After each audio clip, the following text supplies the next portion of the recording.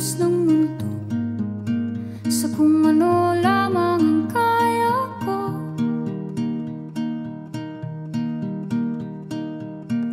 Bigang-biga na sa mga problemang di masolusyonan agad, parang wala nang bukas. Pwede bang umiwas? Hinahanap ang sarili, ngunit di nakakayanan sa ligaw na dinadaanan ko. Saan na to patungo? Saan ako patungo? Dahan-dahan natin simulan muli ang paghakbang.